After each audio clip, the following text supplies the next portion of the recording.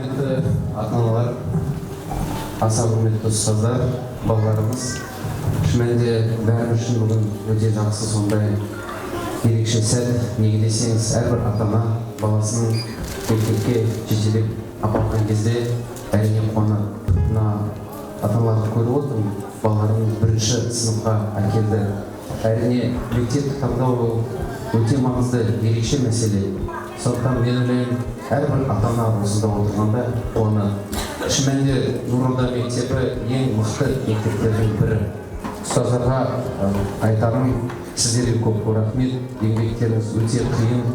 Күн сайын балаларға қаралу. Өздеріңізде балаларыңыз бар.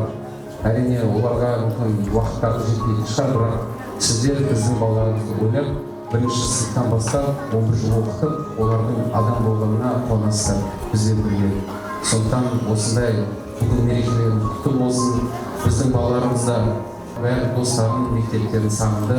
Сіздер де балаларыңызды сағынған боласыздар. Сондықтан сіздерді құттықтаймын. Ел заман жұртымыз тыныш болсын. Мына басшылыққа тағы табыс тілеймін.